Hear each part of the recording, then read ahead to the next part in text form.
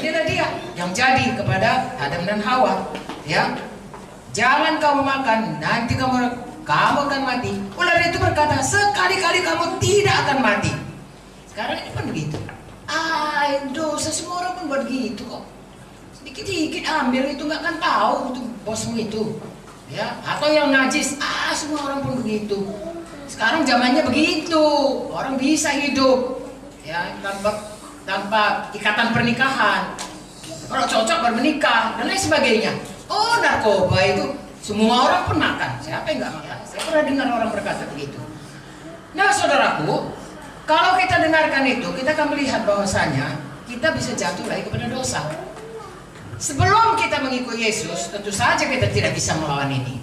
Karena kodrat kita adalah kodrat berdosa yang diturunkan daripada Adam dan Hawa. Oleh satu orang, semua manusia sudah jatuh kepada dosa. Dan semua manusia, saudaraku, ya sudah taat kepada penguasa jahat di udara. Efesus 1, Efesus 2, ayat 1-3. Ya, itulah keadaan kita. Sama seperti misalnya kalau saya, saudaraku, ya bapak saya kan orang Indonesia.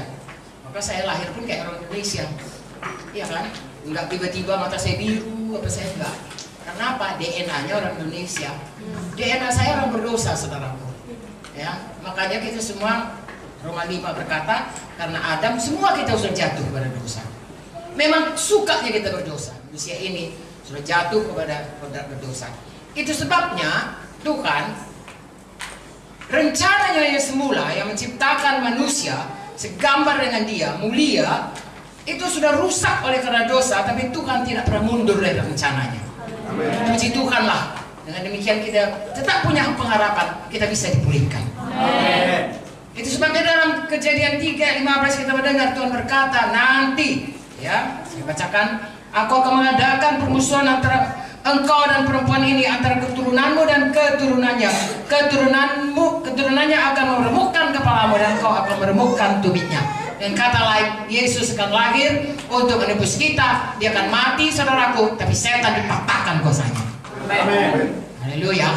Siapa yang percaya kepadanya, bisa Yohanes 3:16 berkata, tidak lagi dihukum karena upah dosa itu adalah maut. Roma 3:23 berkata, semua manusia sudah berdosa. Roma 6:23 berkata, upah dosa maut, tapi kasih karunia Tuhan keselamatan dalam Kristus Yesus. Jadi seberapa kita yang mau, saudaraku, menerima Yesus manusia ini, maka dia pindah daripada gelap kepada terang. Dari hamba dosa jadi hamba kebenaran. Dari kerajaan gelap kepada kerajaan sorga. Dari anak setan menjadi anak Bapa di sorga. Bagian kita percaya, bagian Tuhan menyediakan darahnya. Kasih karunia, bukan karena perbuatan baik, Efesus 2:8-9 berkata, tetapi karena kasih karunia Tuhan. Tapi itu datang kalau kita percaya. Pada saat kita percaya, maka kita menjadi anak-anak Tuhan. Kita meninggalkan hidup yang lama. Itu makanya begitu selamat harus dibaptis. Ya, baptis selam itu tidak usah menjadi perbantahan, karena arti daripada baptis selam itu adalah menanamkan. Diselamkan, dibaptiso, artinya ditanamkan manusia lama, lalu bangkit seperti Yesus bangkit dari kematian. Kita juga bangkit kepada hidup baru dalam Yesus. Amen. Manusia lama ditanamkan, itu proklamasi kita, kayak proklamasi kemerdekaan. Pada waktu kita katakan proklamasi kemerdekaan, Soekarno-Hatta, ya, dengan ini kami bangsa Indonesia menyatakan, ya, memproklamirkan kemerdekaan kami. Tidak ada bangsa lagi yang kita izinkan untuk menjajah kita. Kita mengatakan kita bangsa merdeka. Tapi kalau saudara lihat sejarahnya, saya lahir tahun 43, saudaraku, zaman Jepang, tahun 45 merdeka.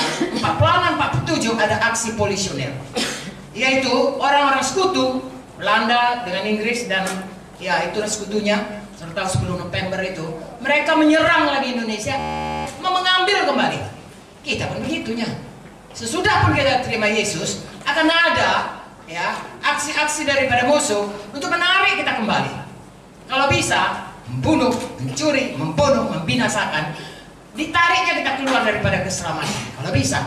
Kalau tidak bisa, diganggunya kita sehingga selama hidup kita tidak pernah sampai kepada maksud Tuhan. Kita mundar-mandir, jatuh bangun, jatuh bangun, jatuh bangun. sehingga seumur hidup kita tidak pernah menyelesaikan panggilan Tuhan dalam hidup kita. Nah saudaraku, karena kerjanya mencuri, membunuh, membinasakan, dan dia bapa penipu. Untuk itulah kita harus tetap teguh mengikut Tuhan sampai kepada panggilan Tuhan selama kita berada di dunia ini. Nah, ada kurun waktu kita di dunia ini. Sejak mulai kita selamat, sejak mulai kita menjadi hamba kebenaran, sejak mulai Yesus ada dalam hati kita, itulah perjalanan kita dimulai untuk dipulihkan Tuhan seperti dulu waktu dia menciptakan manusia di Taman Eden. Saudaraku, nanti di Yerusalem itu adalah Eden yang berikutnya, saudaraku. Ya, karena dunia ini nggak lagi bisa, udah rusak serusak-rusaknya. Jadi Tuhan ciptakan kepada kita rumah baru, dan itu rumah baru turun, saudaraku, ke bumi jadi Yerusalem baru. Karena Tuhan akan diam dengan kita. Sebenarnya itulah kehendak Tuhan.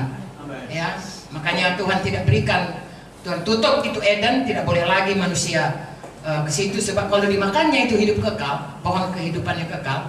Kehidupan kekal dia dalam dosa. Sedangkan kita harus dipulihkan kembali.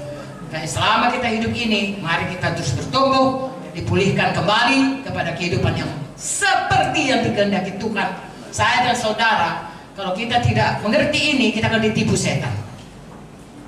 Ya, ada 3 perkara dalam hidup ini yang bisa menarik kita sehingga kehendak Tuhan, rencana Tuhan mau memulihkan kita kembali seperti tadi. Oh, supaya kita ini hidup segambar dengan Tuhan, supaya kita hidup memenuhi bumi ini dengan keturunan kita, dan juga supaya kita hidup memerintah di bumi ini, bukan diperintah oleh bumi ini, artinya diperintah oleh bumi ini. Apa yang disenangi dunia ini yang kita ikutkan, tapi kita yang memerintah. Artinya, saudaraku, kita yang menentukan bagaimana kita hidup benar di hadapan Tuhan. Haleluya.